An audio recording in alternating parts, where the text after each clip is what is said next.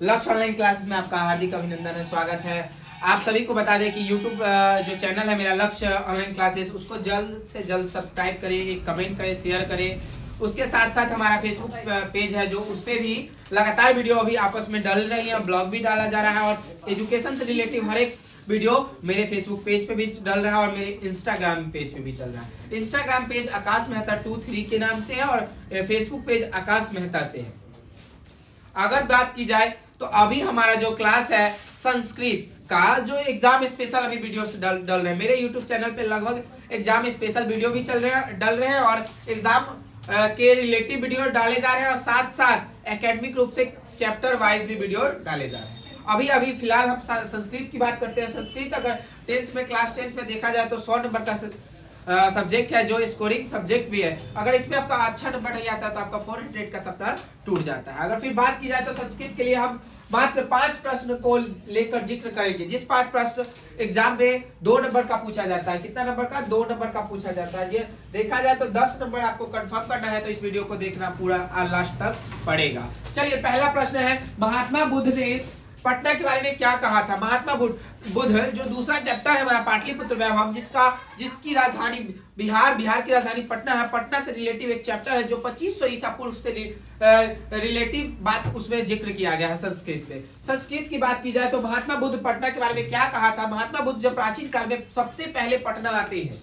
क्या करते हैं? पटना आते हैं। जब पटना का नाम अभी हम लोग वास्तविक रूप में पटना देख रहे हैं, उसे पाटलिपुत्र कहा पहले जाता था। पटना को ना बहुत पाटलीग्राम कहा जाता था, कुसुमपुर भी कहा जाता था, क्योंकि वहां फूलों की खेती अधिक की जाती थी। जब प्राचीन काल में सबसे पहले पटना में महात्मा बुद्ध पधारते हैं तो महात्मा बुद्ध कहते हैं कि यह नगर एक दिन महानगर बनेगा। पटना में जब वो आते हैं तो उसके बाद महात्मा बुद्ध ने यह बोला कि यह नगर एक दिन महानगर बनेगा। उन्होंने एक चीज कह दिया था कि पटना एक दिन महानगर बनेगा, किंतु वह 3 चीजों से हमेशा घिरा रहेगा, आग, बाढ़ और कला। यानी कि सबसे ज्यादा क्लेश वही होगा, बाढ़ भी सबसे ज्यादा वही आएगा और आग, बम, विस्फोट सारा कुछ वही होगा, क्योंकि वो हमारा एक क्या है? राजधानी है। राजधानी में हर एक दुश्मन चाहेगा, अगर दूसरा कोई देश का व्यक्ति अगर परेशान करना चाहे, किसी राज्य का व्यक्ति परेशान करना चाहे तो पटना को ही सबसे पहले लेगा, क्योंकि पटना एक मुख्य केंद्र है हमारे बिहार का। इसलिए सबसे ज्यादा बम विस्फोट भी वही होते हैं, सबसे ज्यादा कला।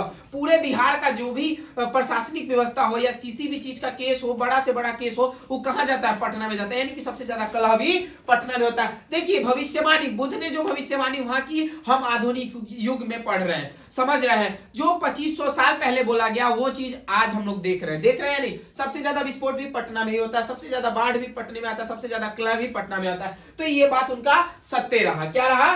सत्य रहा। अब हमारा दूसरा प्रश्न है जो वो भी 2 नंबर में पूछा जाएगा। संस्कृत जो सब्जेक्ट है बहुत ही आसान सब्जेक्ट है, जिसमें हमें संस्कृत की बात की जाती है तो संस्कृत लिखा रहता है, किंतु आंसर हमें हिंदी में दिया जाता है कुछ प्रश्नों का। जैसे अब हमारा प्रश्न है, पंडित किसे कहा गया है? पंडित किसे कहा गया? पूर्ण रूप से अगर हमारे गांव समाज की बात की जाए तो पंडित, ब्राह्मण की बात की जाए तो ब्राह्मण जो होते हैं उनके पुत्र हो तो वो पंडित हो जाते हैं, उनका स्वरूप मिल जाता है, पंडित है।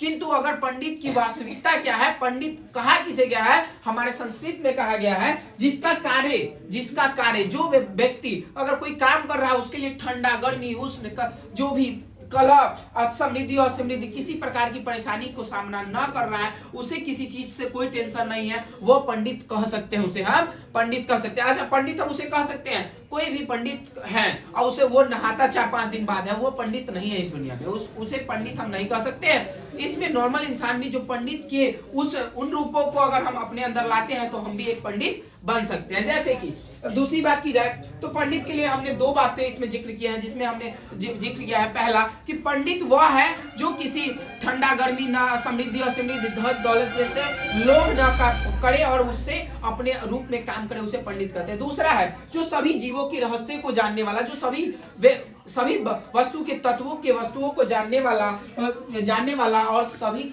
व्यक्तियों के कर्म को जानने वाला भी पंडित कहलाता है। अभी फिर से हम बात करेंगे पंडित किसे कहा गया, पता चल गया हमें। दूसरा, पहला प्रश्न हमने बात किया महात्मा बुद्ध पटना के बारे में क्या कहे थे। चलिए, ये तीसरा प्रश्न आपके सामने है, स्वामी दयानंद ने अपने सिद्धांतों के संकलन के लिए क्या किया? देखिए, स्वामी दयानंद की जो इसमें बात की जा रही है, उनका जो अपना सिद्धांत था उसी की भी बात की जा रही है और कुछ विशेष नहीं है। संकलन के लिए क्या किया उन्होंने, अपने सिद्धांतों के लिए क्या किया, अब सुनेंगे। स्वामी दयानंद सरस्वती, स्वामी दयानंद सरस्वती उनका पूरा नाम है। अगर ऑब्जेक्टिव में पूछ दे स्वामी दयानंद का पूरा नाम क्या है, तो स्वामी दयानंद सरस्वती है। चलिए, स्वामी दयानंद सरस्वती अपने सिद्धांतों के कार्यान्वयन के लिए अनेक सिद्धांतों पर काम किया। देखिए, अब जो समाज सुधारकों के साथ उन्होंने जो समाज में काम किया, वह समाज सुधारकों के लिए के साथ काम किया, जैसे स्त्री शिक्षा तथा विधवा विवाह। स्त्री शिक्षा एवं विधवा विवाह, जो लड़कियां थी उनका शादी हो जाता था, उनके बाद भी उनको शादी के बाद भी पढ़ने का मौका दिया जाना चाहिए, इसके लिए आवाज कौन उठाए, स्वामी दयानंद। साथ साथ स्त्री विवाह, यानी कि जो स्त्री की शादी हो जाती है, उनका पति मर जाने के बाद उसे स्त्री विवाह का भी समर्थन किन्होंने दिया, स्वामी दयानंद सरस्वती ने। किंतु उन्होंने मूर्ति पूजा, छुआछूत, बाल विवाह का विरोध किया। क्या किया, विरोध किया। मूर्ति पूजा, जैसे हम लोग भगवान की पूजा करते हैं, उसका विरोध किया। छुआछूत, जो जातिवाद के रूप में हम लोग अलग अलग प्रकार के स्टेटमेंट देते हैं कि हम ये वो दिस दैट, इसके वजह से उनका विरोध किया। छुआछूत, बाल विवाह, बच्चों का विवाह समय से पहले जो शादी हो जाता है 18 साल से पहले, उसका विरोध स्वामी दयानंद ने अपने समाज के सुधार के लिए किया। अब बात करेंगे अपने सिद्धांतों के संकलन के लिए सत्यार्थ प्रकाश नामक ग्रंथ की राष्ट्र भाषा हिंदी में रचना की। उन्होंने जो अपने बारे में समाज को सुधारने का प्रयास किया, जिसके लिए उन्होंने अपने बातों को रखा, उसे किस पुस्तक में रखा, सत्यार्थ प्रकाश नामक पुस्तक में। अगर आपसे ऑब्जेक्टिव कर दे स्वामी दयानंद सरस्वती ने किस पुस्तक में अपनी बातों का जिक्र किया है, तो सत्यार्थ प्रकाश नामक पुस्तक में। चलिए, वो भाषा किस भाषा में लिखी गई थी, तो हिंदी भाषा में। किस भाषा में, हिंदी भाषा में। वेदों के प्रति अपनी शिष्यों की रुचि जगाने के लिए वेद हिंदी संस्कृत में भाषा प्राचीन दोषपूर्ण शिक्षा पद्धति में बदल कर शिक्षा पद्धति चलाई। उन्होंने इस बात को भाषा हिंदी में भी बदला और संस्कृत में भी बदलकर इसे नवीन शिक्षा पद्धति के रूप में बदलने का प्रयास किया और शिक्षा पद्धति भी चलाई। शिक्षा का जो एक रूल रेगुलेशन था, उसे बदलकर उन्होंने अपनी संस्कृत, अपनी जो बातें लिखी थी, उसे शिक्षा पद्धति में ऐड करके उसे पढ़ाना शुरू कर दिया गया था। किस पे, स्कूलों और कॉलेजों में। अपने सिद्धांतों के प्रचार प्रसार के लिए 1875 ईस्वी में वो मुंबई में आर्य समाज का क्या किए, स्थापना किए। उन्होंने 1875 ईस्वी में मुंबई में आर्य समाज का क्या किए, स्थापना किए। स्वामी दयानंद सरस्वती एक क्या थे, समाज सुधारक थे। वो समाज के हित में वह कुरीतियों को दूर करके नए नियमों को लागू करना चाहते थे। जैसे उन्होंने छुआछूत, मूर्ति पूजा, ये सब का विरोध किया, किंतु उसी के विपक्ष में शादी से रिलेटिव यानी महिलाओं के आत्मसम्मान सम्मान को बढ़ाने का बहुत दूर दूर तक सफल किया और आगे भी बहुत गर्दन ही लगेगा। चलिए, आप सभी के बीच चौथा प्रश्न है, नरक के द्वार कौन कौन से हैं? स्वर्ग में जाना तो सब पसंद करते हैं, नरक में कौन कौन जाना चाहता है? तो नरक में वो व्यक्ति जाते हैं जो ये 3 चीज करते हैं, जैसे कि पहला लोभ, दूसरा काम, तीसरा अरे काम अगर हम अच्छा करेंगे ना तो हम लोग नरक में नहीं जाएंगे। काम गलत काम करते हैं तो क्या करते हैं, गलत काम। क्या करते हैं, गलत काम।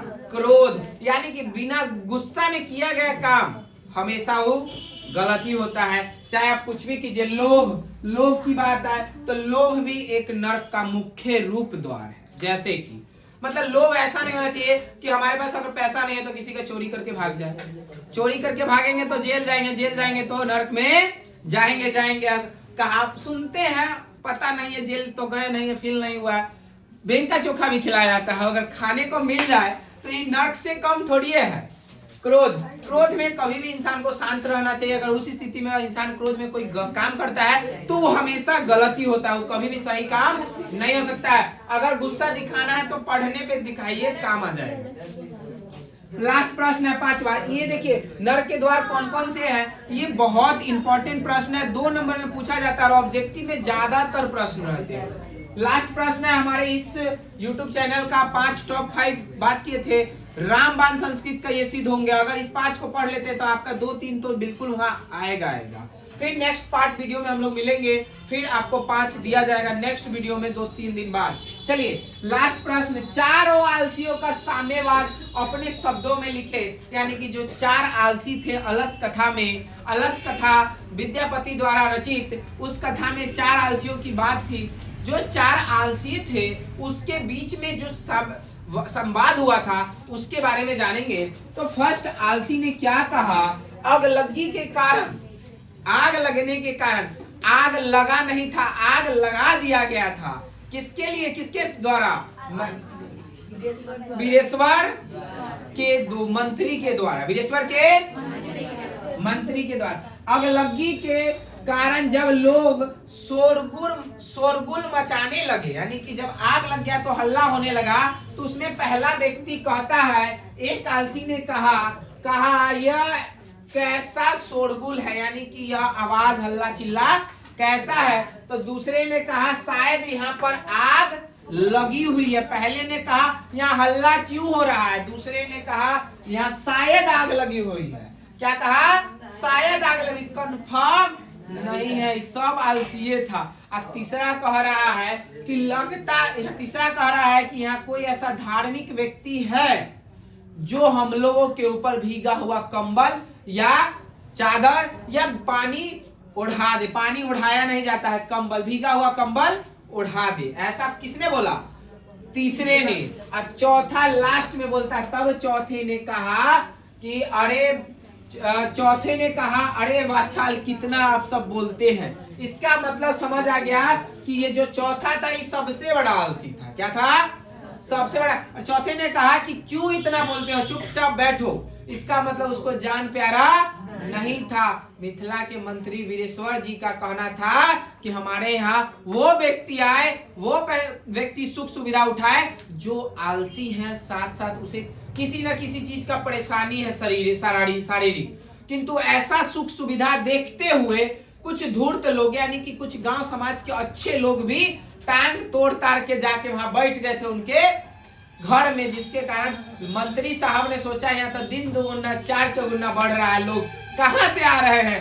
तब मंत्री साहब ने बुद्धि लगाया और जिस कुटिया में सभी आलसी रह के खाना, अच्छा वस्त्र कपड़ा मिलता था, उसी वस्त्र में, उसी कुटिया में क्या कर दिया गया मंत्री द्वारा? आग लगा दिया गया, जिसमें लास्ट में मात्र 4 आलसी बचते हैं। और उसी 4 आलसियों का संवाद आपसे पूछेगा, मैट्रिक में पूछेगा 5 नंबर में। कितना नंबर में? या 3 नंबर में।